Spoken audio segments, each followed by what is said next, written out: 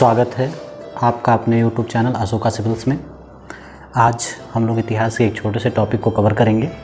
1857 की क्रांति 1857 को हम लोग कवर करने का प्रयास करेंगे। देखिए, पहले तो जानने का प्रयास करते हैं कि विद्रोह के कारण क्या थे, यानी कि 1857 का विद्रोह वास्तव में हुआ क्यों। ठीक है, तो इसके आर्थिक कारणों पर नज़र डालते हैं। आर्थिक कारण क्या थे? पारंपरिक भारतीय अर्थव्यवस्था का विनाश, यानी कि 1857 तक आते आते अंग्रेज़ों के द्वारा जो नीतियां लगाई गई थी उसमें भारतीय अर्थव्यवस्था का धीरे धीरे बिल्कुल विनाश होता चला जा रहा था। भू राजस्व नीति इनकी क्या थी? तो किसानों को अत्यधिक कष्ट उठाना पड़ा, जिसके परिणाम स्वरूप कृषि में गिरावट आई। कृषि में गिरावट आने का मतलब यह है कि भारत एक कृषि प्रधान देश है। कृषि में निरंतर गिरावट देखा गया। इसकी वजह से जो मजदूर वर्ग था उसको खाने पीने की काफ़ी समस्याएं होने लगी, क्योंकि निरंतर कृषि में गिरावट का अर्थ है कि कभी अकाल पड़ जाना, कभी उतना अनाज का उत्पादन नहीं हो पाना जितना कि अंग्रेज़ों के द्वारा टैक्स लगा दिया गया था, कर वृद्धि कर दी गई थी। ठीक है, तो ये सारी समस्याएं सामने आई। औद्योगिक नीति में क्या था? भारतीय व्यापारियों और सौदागरों को प्रभावित किया। औद्योगिक नीति में जो भारतीय व्यापारी थे और जो सौदागर थे इनके लिए प्रॉफिटेबल था। क्यों प्रॉफिटेबल था? क्योंकि जो भारतीय व्यापारी वर्ग था और जो सौदागर वर्ग थे ये लोग अंग्रेज़ों से जुड़े हुए थे। जैसे कि हम बंगाल का प्रकरण अगर लेते हैं तो बंगाल में 1757 के प्लासी के युद्ध के पहले जो भूमिका बनी थी वो यही बनी थी कि मुगल बादशाह के द्वारा उनको व्यापार में छूट दे दी गई थी, जिसकी वजह से उस छूट का वह क्या कर रहे थे? दुरुपयोग कर रहे थे। दुरुपयोग का मतलब ये है कि जो लोकल के लोग थे उन्हें वो अपनी छूट जो एक प्रमाण पत्र बना करके उनको दे दिया गया था कि तुम पूरे बंगाल में 3000 रुपये के बदले तुम पूरा व्यापार करोगे। तो वो क्या करते थे? लोकल के जो लोग थे उनको वो कार्टेज वगैरह बेच दिया करते थे, वो दे दिया करते थे, जिससे कि वो भी टैक्स से राहत में आ जाते थे। तो ये सारी चीज़ें मतलब कि जो व्यापारी वर्ग था उन्हें इसका लाभ मिल रहा था। ठीक, चार्टर एक्ट 1813 और 1833 को शामिल किया गया। 1813 और 1833 को लेकर के यहाँ पे विचार किया गया। 1813 और 1833 क्या है, जब चार्टर एक्ट देखेंगे तो अच्छे से बताएंगे। कठोर भूमि सुधारों द्वारा कृषि को बर्बाद करना, कठोर भूमि सुधार लाया गया। ठीक है, भूमि सुधार के नाम पर बिल्कुल कृषि को बर्बाद कर दिया गया।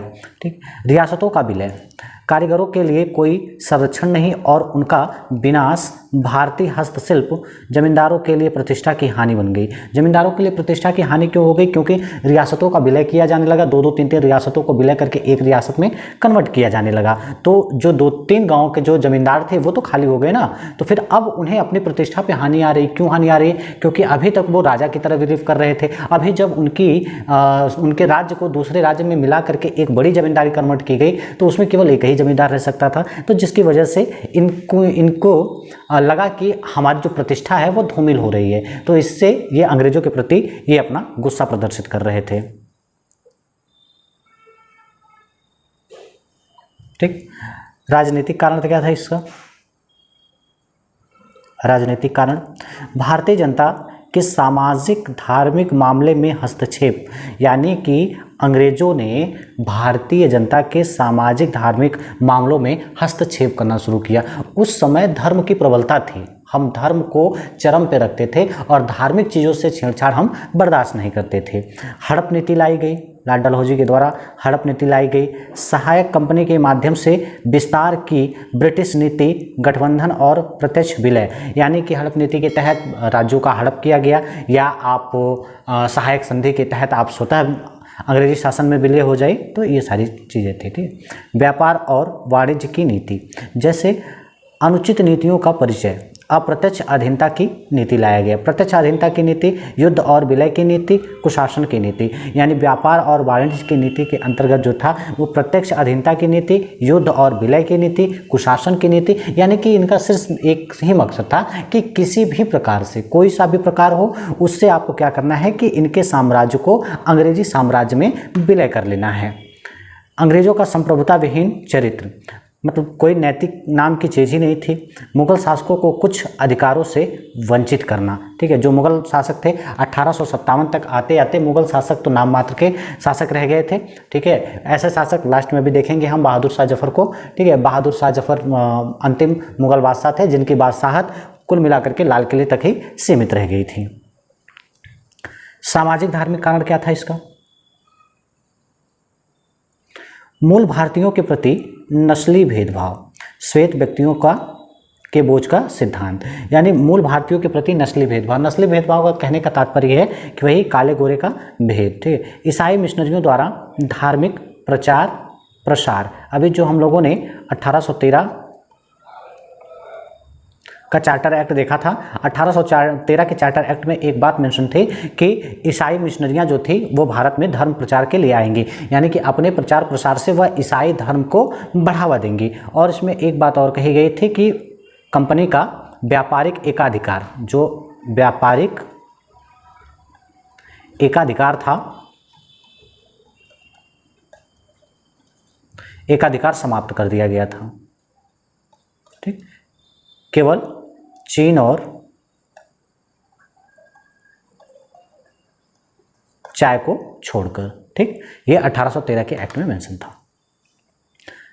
सती उन्मूलन, विधवा पुनर्विवाह अधिनियम और महिला शिक्षा का अधिनियम जैसे सुधार पारंपरिक भारतीय समाज में हस्तक्षेप के रूप में देखा जाता था। देखिए, कोई चीज़ अगर पारंपरिक रूप से चलती आ रही ट्रेडिशनल हो गया है, वो हमारे कल्चर का हिस्सा बन गया था। तो जैसे सती प्रथा, ये हमारे कल्चर का हिस्सा हो गई थी। विधवा पुनर्विवाह, ये मतलब विधवाओं का विवाह वगैरह नहीं करना, ये सब हमारे कल्चर का एक अहम हिस्सा था। तो जब इन लोगों ने इसको लेकर के कानून बनाना शुरू किया, जैसे राजा राम मोहन राय के प्रयासों से सती प्रथा का अंत कर दिया इन्होंने, विधवा पुनर्विवाह ईश्वर चंद्र विद्यासागर के प्रयासों से विधवा पुनर्विवाह अधिनियम लेकर के आए कि मतलब विधवाओं को भी नई जिंदगी जीने का अधिकार है, ठीक है। महिला शिक्षा का अधिनियम लेकर के आए कि महिलाओं को भी पढ़ना लिखना चाहिए। तो इसको जो भारतीय समाज था ना, उसने सीधे सीधे अपने कल्चर पर ठेस माना।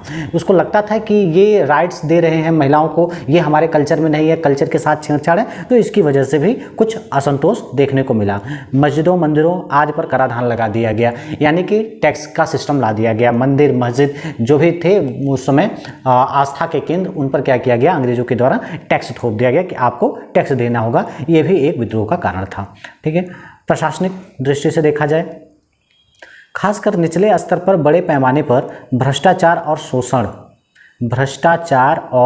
शोषण, ठीक है। यानी कि निचले स्तर कहने का मतलब ये है कि जैसे सिपाही वर्ग वगैरह जो थे, या स्थानीय अदालतें थी, या जो जमींदार वर्ग थे, ये लोग ना ज़रूरत से ज़्यादा शोषण करते थे। सपोज दैट, मान लो कि अंग्रेज को 10 रुपया हमको देना था टैक्स के रूप में, अंग्रेज को 10 रुपया हमको अपने यहाँ से टैक्स के रूप में देना था। तो 10 रुपया इन्होंने अंग्रेजों के लिए तो वसूला ही वसूला, प्लस 20 रुपया इन्होंने अपने लिए भी वसूला। यानी कि एक तरह से टैक्स का बोझ जो था वो भारतीय जनता या भारतीय कृषकों के ऊपर बढ़ता चला गया। क्यों बढ़ता चला गया? क्योंकि भ्रष्टाचार की वजह से 10 रुपया देना है तो 30 रुपया वसूलो ताकि 20 अपने पास रखा जा सके, ठीक है। तो ये भी एक असंतोष का कारण होता चला गया। बाहर का प्रभाव, इस पर क्या पड़ा? क्रीमिया युद्ध 1854 का 56 और पंजाब युद्ध 1845 से 49, प्रथम अफगान युद्ध 1838 से लेकर के 42। इन युद्धों में अंग्रेजों को गंभीर क्षति हुई। मतलब ये जो युद्ध, क्रीमिया का युद्ध, पंजाब का युद्ध, प्रथम अफगान युद्ध हुआ, इसमें अंग्रेजों को हार का सामना करना पड़ा और काफ़ी जान माल का इनको नुकसान हुआ। भारतीय मनोवैज्ञानिक बढ़ावा मिला, यानी भारतीयों के द्वारा इन सब चीज़ों पर बढ़ावा मिला। बढ़ावा मिलने का मतलब ये था कि जो अब तक अंग्रेज़ों को एक लोहा मानते थे कि अंग्रेज़ कभी पराजित नहीं हो सकते हैं, अरे अंग्रेज़ जो हैं बहुत तानाशाह हैं, ठीक है, इनसे टक्कर नहीं लिया जा सकता है, तो उन सब चीज़ों का खंडन हो गया, ठीक है। जो मनोवैज्ञानिक थे उन्होंने लोगों को बढ़ावा देना शुरू किया कि नहीं, देख लो पीछे का एग्जाम्पल है क्रीमिया का युद्ध, पंजाब का युद्ध, अफगान का युद्ध, यहाँ पर अंग्रेज़ों को बुरी हार का सामना करना पड़ा। तो ऐसा नहीं है कि अंग्रेज़ अजेय हैं, ये भी हार सकते हैं, बस हमें ज़रूरत है संगठन की। सिपाही में असंतोष, जाति विशेष के कपड़े और वस्तुएं पहनने पर प्रतिबंध, जैसे इन्होंने सैनिकों में क्या किया कि एक नए प्रकार के ड्रेस ला दिया, जैसे आप तिलक लगाते हो, आपने गले में कुछ माला वगैरह पहन रखा है, तो इन सब चीज़ों का इन्होंने क्या किया, प्रतिषेध कर दिया। बोला तुमको टीका नहीं लगाना, तुमको पगड़ी नहीं पहनना है, माला नहीं फेरना, तो तरह तरह की चीज़ें ये लेकर के आए, जिससे सैनिकों में असंतोष बढ़ता चला गया। विदेश यात्रा करने के लिए मजबूर किया गया। जो भारतीय वर्ग थे वो विदेश यात्रा नहीं करते थे। क्यों नहीं करते थे? क्योंकि समंदर को हम देवता मानते थे, समंदर को हम अपना भगवान मानते थे, तो भगवान के ऊपर पैर नहीं रखा जाता है, ऐसी उसमें मान्यता थी हमारी कि भगवान, पानी जो है वो भगवान का रूप था, तो इसलिए वह समंदर के रास्ते विदेश नहीं जाना चाहते थे। लेकिन इनको जबरदस्ती नाव से बिठा करके ले जाया गया, तो ये भी एक संतोष का ये भी एक असंतोष का कारण बना, ठीक है, क्योंकि ये समंदर पे पैर नहीं रखना चाहते थे। भारतीय सिपाहियों के लिए असमान वेतन, भारतीय सिपाहियों के लिए असमान वेतन मतलब ये था कि अंग्रेजी सिपाहियों को अलग वेतन दिया जाता था और भारतीय सिपाहियों को अलग वेतन दिया जाता था। नस्ली भेदभाव और अधीनता, नस्ली भेदभाव और अधीनता, ठीक है। नए पेशे की एनफील्ड राइफलों में गोमांस, यानी कि सेना में एक नई एनफील्ड राइफल को शामिल किया गया, जिसमें गाय और सूअर की चर्बी का प्रयोग किया जा रहा था। जो कारतूस था उसको दांतों से काटना पड़ रहा था, दांतों से काटने वाला जो पॉइंट था उसमें गाय और सूअर की चर्बी का प्रयोग किया जा रहा था, जिससे एक धार्मिक भावना को आहत किया गया, ठीक। विद्रोह की मुख्य घटनाएं। मेरठ 9 मई 1857 की शुरुआत। 1857 के विद्रोह के दौरान मेरठ में भारतीय सिपाहियों ने अपने ब्रिटिश अधिकारियों की हत्या कर दी। मतलब ये था कि बैरकपुर छावनी 34वीं नेटिव इन्फेंट्री, 34वीं नेटिव इन्फेंट्री के सिपाहियों ने विद्रोह कर दिया। बैरकपुर छावनी के 34वीं नेटिव इन्फेंट्री के सिपाहियों ने विद्रोह कर दिया। इसी इन्फेंट्री का सिपाही था मंगल पांडे, जिसने एनफील्ड राइफल के कारतूसों को दांत से ना काटने के लिए अपने 2 सीनियर अफसरों को गोली से मार दिया था, जिससे उसको बाद में फांसी दे दी गई, ठीक। तो सैनिकों में ये असंतोष का कारण बढ़ता गया, ठीक है। 10 मई को उन्होंने दिल्ली की ओर मार्च किया, यानी कि बैरकपुर छावनी के सिपाहियों ने, जो 34 नेटिव इन्फेंट्री के सिपाही थे, उन्होंने बैरकपुर में विद्रोह कर दिया और उन्होंने दिल्ली की तरफ कूच किया। दिल्ली की तरफ कूच किया मतलब 11 मई को ये दिल्ली पहुंच जाते हैं, ठीक। 11 मई को ये दिल्ली पहुंच जाते हैं। दिल्ली पहुंच करके ये वयोवृद्ध नेता बहादुर शाह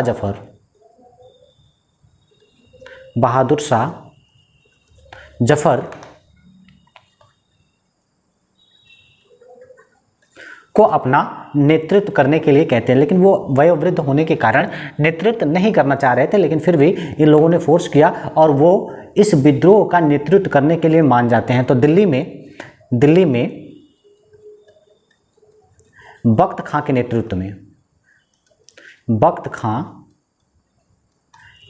में सेना ने विद्रोह कर दिया, ठीक है। दिल्ली में बख्त खां के नेतृत्व पर सेना ने विद्रोह कर दिया। यहाँ देखिए लिखा है 11 मई को सिपाहियों ने वृद्ध बहादुर शाह जफर को हिंदुस्तान का सम्राट घोषित किया, लेकिन बहादुर शाह बूढ़े थे और वह सिपाहियों का सक्षम नेतृत्व नहीं दे सके। दिल्ली पर कब्जा अल्पकालिक था। अल्पकालिक होने का कारण ये था कि फिर अभी अंग्रेजों ने यहाँ पर दमनकारी नीति अपना ली, ठीक है।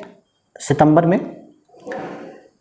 6 दिनों तक भयानक लड़ाई होती रही, लेकिन सितंबर तक 1857 अंग्रेजों ने दिल्ली पर पुनः कब्जा कर लिया। हजारों निर्दोष लोगों का नरसंहार किया गया और सैकड़ों को मार डाला गया, ठीक है। ये अंग्रेजों के द्वारा जब सेनाएं आमने सामने हुई तो दिल्ली में खूब कत्लेआम मचाया गया, कुछ को फांसी पर लटका दिया गया, ठीक है। फिर बाद में जब वहाँ पे बख्त खां के नेतृत्व में जो सेना विद्रोह कर रही थी, उस विद्रोह को दबा दिया गया, बख्त खां को मार दिया गया। उसके बाद बहादुर शाह जफर को हुमायूं के मकबरे से गिरफ्तार किया गया और गिरफ्तार करके इन्हें रंगून भेज दिया गया। रंगून का मतलब कि आज का जो म्यांमार वाला क्षेत्र है, वहाँ पर इनको जेल में कैद कर दिया गया और इनके जो पुत्र थे उनको गोली मार दी गई और यहीं से मुगलों का शाही वंश जो था वो पूर्णतः समाप्त हो गया, यानी कि आगे उस वंश को बढ़ाने वाला कोई बचा ही नहीं था। 1862 में बहादुर शाह जफ़र की मृत्यु रंगून में हो जाती है।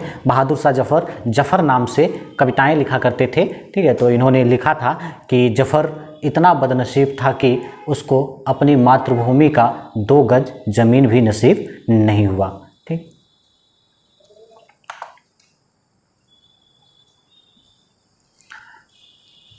विद्रोह के केंद्र कौन कौन से थे? तो विद्रोह पटना के पड़ोस से लेकर के राजस्थान की सीमा तक पूरे क्षेत्र में फैल गया। वहाँ इन क्षेत्रों का जो मुख्य केंद्र था वो 6 मुख्य केंद्र थे। इस विद्रोह का 6 मुख्य केंद्र था। कौन कौन सा था? बिहार था, कानपुर, लखनऊ, बरेली, झांसी, ग्वालियर और आरा, ठीक है। इन क्षेत्रों मतलब 6 मुख्य केंद्र ये बनाए गए जहाँ पर विद्रोह हुआ, ठीक है। लखनऊ को समझते हैं। तो लखनऊ में बेगम हजरत महल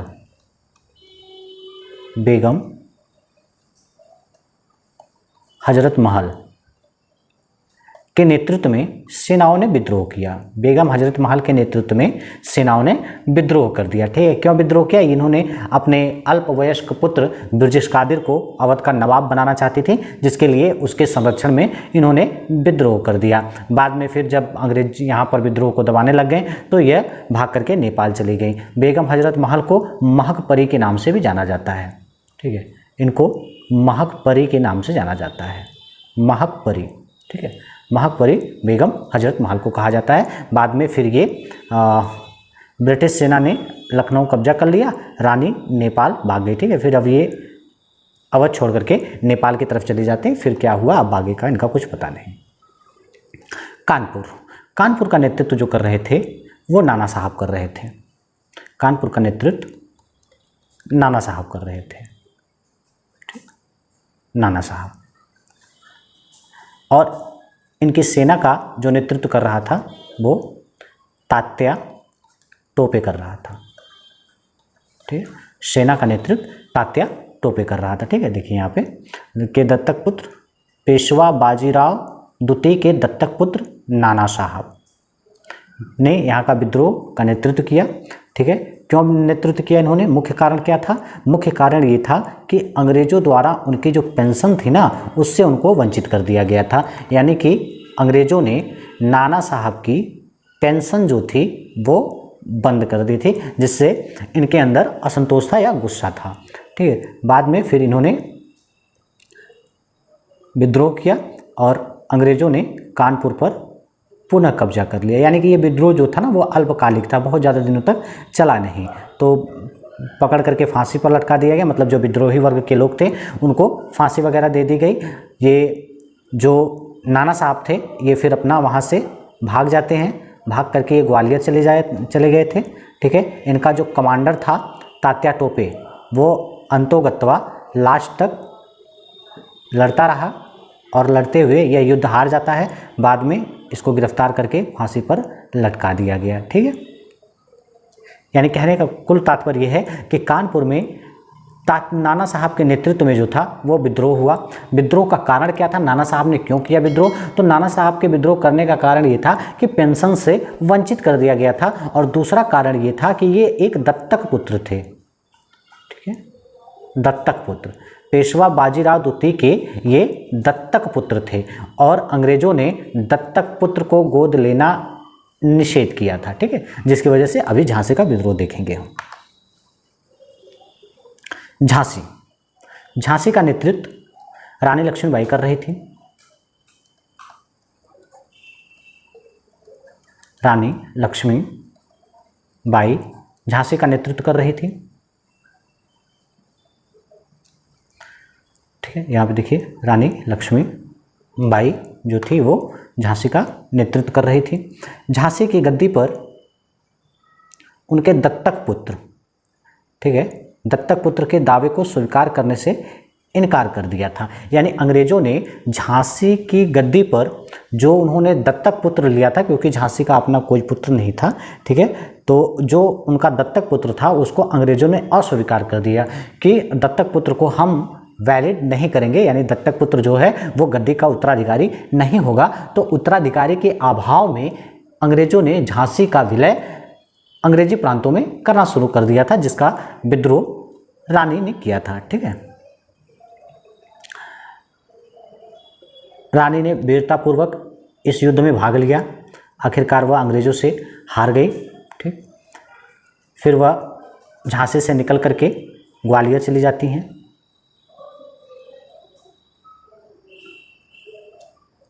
ठीक है, ग्वालियर चली गई और उस पर कब्जा कर लिया।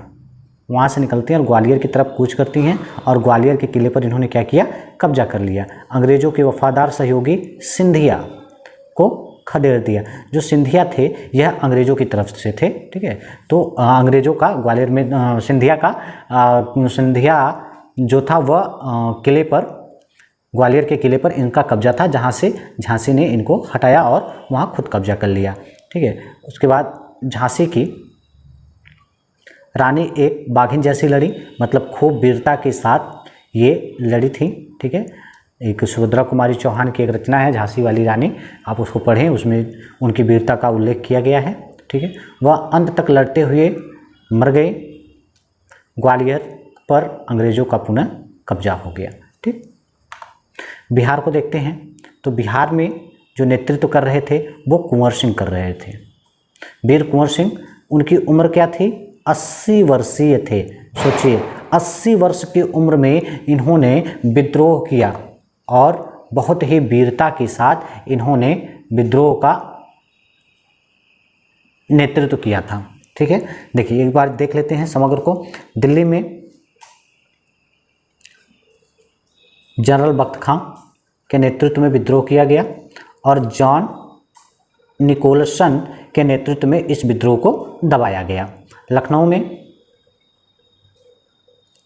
बेगम हजरत महल के नेतृत्व में किया गया। क्यों किया गया, बिरजिस कादिर इनका अल्पवयस्क पुत्र है जिसको ये गद्दी पर बिठाना चाह रही थी। ठीक है, इसके लिए इन्होंने विद्रोह किया। दबाया कौन था विद्रोह को, तो हेनरी लॉरेंस ने दबाया था। कानपुर में नाना साहब, राव साहब, तात्या टोपे, अजमुल्ला खान, इन सबों ने मिल करके नेतृत्व किया था और विद्रोह को दबाया कौन था, कॉलिन कैंपवेल ने। ठीक, झांसी और ग्वालियर में कौन विद्रोह कर रहा था, तो लक्ष्मीबाई और तात्या टोपे ने मिल करके झांसी और ग्वालियर में विद्रोह किया था। जनरल ह्यूरोज ने विद्रोह को दबाया था। फैजाबाद में मौलवी अब्दुल्ला नेतृत्व कर रहे थे। फर्रुखाबाद में तुजफल हसन खान कर रहे थे। बैरकपुर में मंगल पांडे ने नेतृत्व किया था। यहीं से शुरुआत हुई थी। ठीक है, 1857 का जो सैनिक विद्रोह था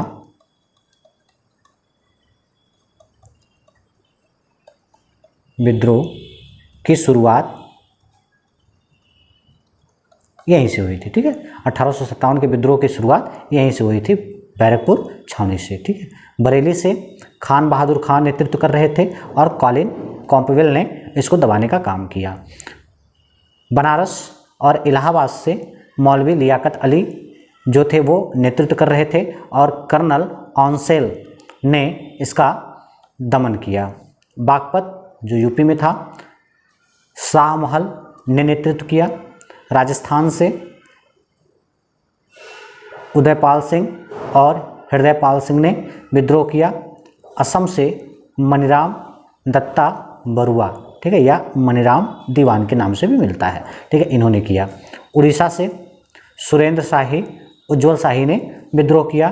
बिहार यानी जगदीशपुर से वीर कुंवर सिंह, अमर सिंह ने मिलकर के विद्रोह किया था। और कुल्लू से राजा प्रताप सिंह ने किया था। इसको दबाया किसने था, टेलर और आई ने।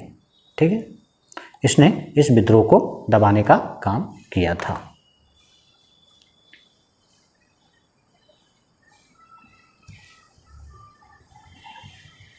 ठीक, विद्रोह की विफलता के कारण, मतलब विद्रोह विफल क्यों हो गया, विद्रोह के विफलता के कारण क्या थे। तो पहली बात तो यह सीमित विद्रोह था। सीमित विद्रोह कहने का मतलब ये था कि ये छिटपुट हुआ विद्रोह था, मतलब किसी किसी सेक्टर में हुआ विद्रोह था। पूरे भारतवर्ष में इस विद्रोह का नेतृत्व नहीं किया गया था।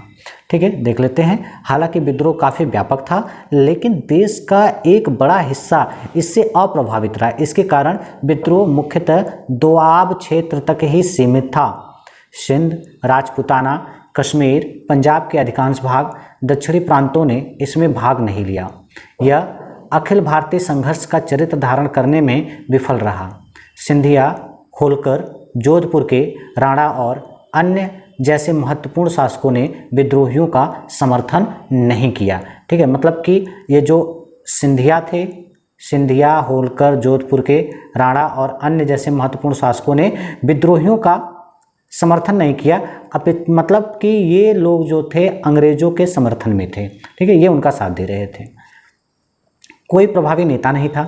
ठीक है, एक प्रभावी नेता का अभाव, जैसे युद्ध वगैरह जो है बिना लीडरशिप के नहीं हो सकती है। ठीक है, तो कोई प्रभावी नेता इसको लीड करने के लिए आगे नहीं आया।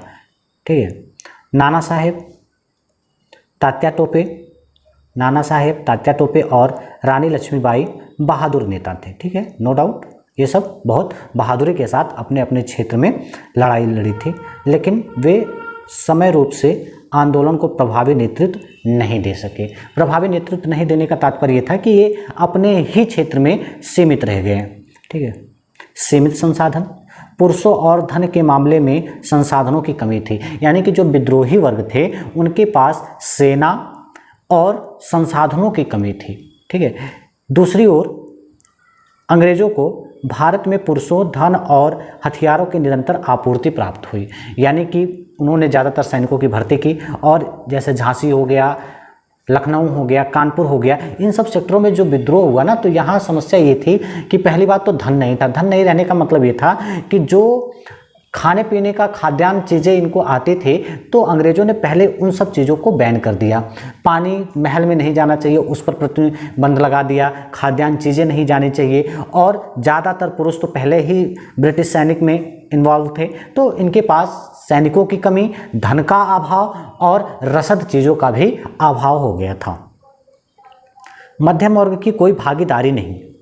अंग्रेज शिक्षित मध्यम वर्ग, बंगाल के अमीर व्यापारियों और जमींदारों ने विद्रोह को दबाने में अंग्रेजों की मदद की। देखिए समस्या यहाँ से थी। ठीक है, अपने लोग ही अपनों की गर्दन दबा रहे थे।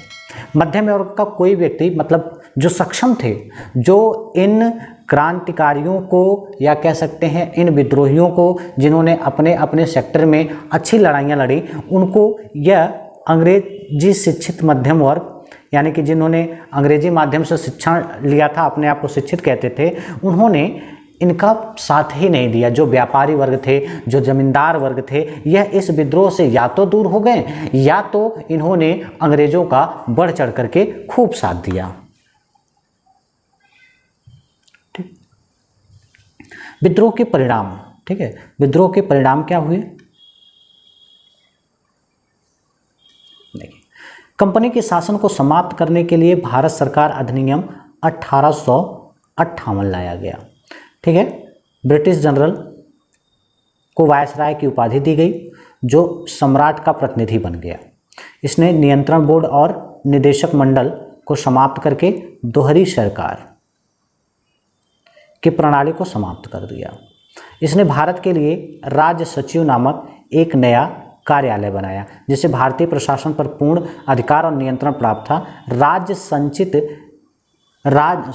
सचिव ब्रिटिश कैबिनेट का सदस्य, राज्य सचिव ब्रिटिश कैबिनेट का सदस्य होता था और अंततः ब्रिटिश संसद के प्रति उत्तरदायी होता था। 1857 के विद्रोह ने भारत में ईस्ट इंडिया कंपनी के शासन का अंत कर दिया। भारत अब सीधे ब्रिटिश ताज के अधीन आ गया। इसकी घोषणा लॉर्ड कैनिंग ने 1 नवंबर 1858 रानी के नाम पर जारी एक उद्घोषणा में इलाहाबाद के एक दरबार में की थी। इस प्रकार भारतीय प्रशासन रानी विक्टोरिया द्वारा अपने हाथ में से लिया गया, जिसका अर्थ वास्तव में ब्रिटिश संसद था।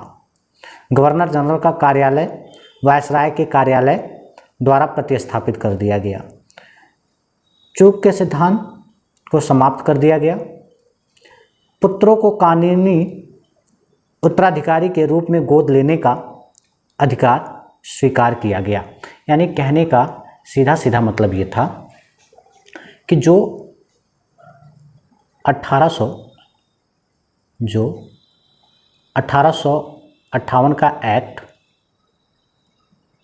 भारत आया, उसमें पॉइंट्स क्या थे कि पहली बात तो ये था कि कंपनी का शासन समाप्त, कंपनी का शासन समाप्त मतलब जो कंपनी अब तक भारत में अपना प्रभुत्व स्थापित कर रही थी या कर चुकी थी, उसका शासन समाप्त कर दिया गया, कंपनी को पूर्णतः बंद कर दिया गया। तो अब फिर क्या होगा? अब जो शासन प्रशासन होगा वो क्राउन के अधीन होगा। क्राउन मतलब ब्रिटिश ताज, ठीक, ब्रिटिश ताज मतलब महारानी।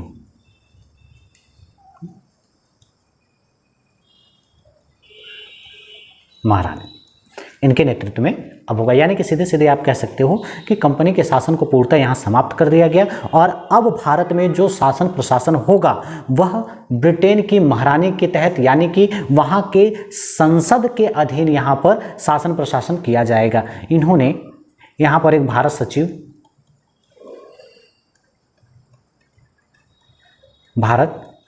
रख दिया जो यहाँ के शासन प्रशासन की देख रेख करेगा। ठीक, उसके बाद इन्होंने जो भी धार्मिक भावनाओं को आहत करने के लिए या जो भी प्रांतों को विलय करने के लिए जो भी अब तक अंग्रेजों के द्वारा नीतियां बनाई गई थी, उन सभी नीतियों का खंडन किया गया, यानी कि समाप्त किया गया।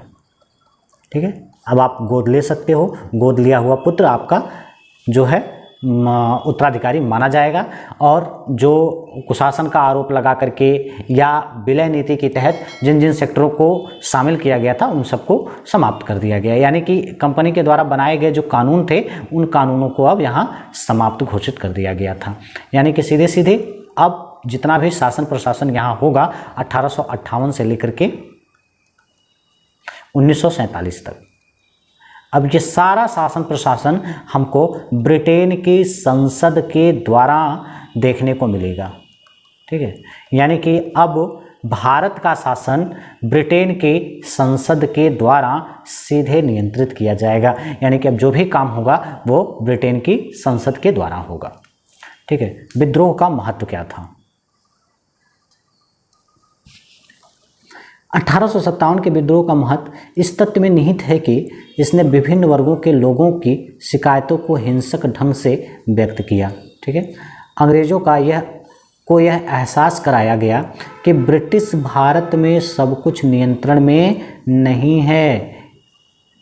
ठीक, यानी कि अंग्रेज़ों का जो अजय अभियान था उस पर अंकुश लगाया गया कि ऐसा नहीं है, तुम्हारा विद्रोह भी हम कर सकते हैं। आधुनिक राष्ट्रवाद भारत में अज्ञात था। आधुनिक राष्ट्रवाद भारत में अज्ञात था। ठीक है, किसी को पड़ी ही नहीं थी जो इन सब चीज़ों में पड़े। ठीक है, फिर भी 1857 के विद्रोह ने भारतीय लोगों को एक साथ लाने और उन्हें एक देश से संबंधित होने की चेतना प्रदान करने में महत्वपूर्ण भूमिका निभाई। ठीक, यानी कि 1857 का जो विद्रोह था उसने कहीं ना कहीं भारतीयों के मन में अपनी एक छाप छोड़ दी और यह बताया कि आपको एकजुट हो जाना चाहिए, एकजुट होकर के इसमें आपको भाग लेना चाहिए। ठीक है, इसमें राष्ट्रवाद और साम्राज्यवाद के बीच थे, लेकिन समान राष्ट्रीयता और राष्ट्रीयता की अवधारणा 1857 के विद्रोह में अंतर्निहित नहीं थी। मतलब कि बहुत ज़्यादा जन जागरूकता तो नहीं फैला पाई, बहुत ज़्यादा लोगों को राष्ट्रीयता की तरफ प्रेरित तो नहीं कर पाई, लेकिन फिर भी कुछ हद तक कुछ लोगों को एक यूनिटी में लाने का प्रयास जरूर किया था। ठीक है, 1857 का विद्रोह ब्रिटिश शासन को उखाड़ फेंकने के लिए भारतीयों का पहला महान संघर्ष था। ठीक, भारतीयों का पहला महान संघर्ष था। देखिए, अगर यह विद्रोह क्रमबद्ध तरीके से और एक साथ हुआ होता, पूरे भारतवर्ष में क्रमबद्ध तरीके से और एक साथ हुआ होता, और इसमें जो निम्न वर्ग थे, जो जमींदार वर्ग थे, अगर सबने मिलकर के विद्रोहियों का साथ दिया होता तो 1857 में ही अंग्रेज़ों के पांव जो थे वो यहाँ से उखड़ जाते, उन्हें यह देश छोड़कर मजबूरन भागना पड़ जाता। लेकिन ऐसा हुआ नहीं। इसने ब्रिटिश शासन के प्रति स्थानीय प्रतिरोध की परंपराएं स्थापित की, जो आधुनिक राष्ट्रीय आंदोलन का मार्ग प्रशस्त करने वाली थी। हिंदू मुस्लिम एकता का देखा गया। पूरे विद्रोह के दौरान सभी स्तरों पर हिंदुओं और मुसलमानों के बीच पूर्ण सहयोग था। ठीक, पूर्ण सहयोग देखा गया। लोक सैनिक नेता सभी विद्रोहियों ने एक मुस्लिम बहादुर शाह जफर को सम्राट के रूप में, ठीक है, यानी कि जो सिपाही थे उन्होंने अपना सम्राट बहादुर शाह जफर को चुना था, स्वीकार किया, और मेरठ में हिंदू सिपाहियों का पहला आवेग मुगल साम्राज्य की राजधानी दिल्ली की ओर मार्च करना था।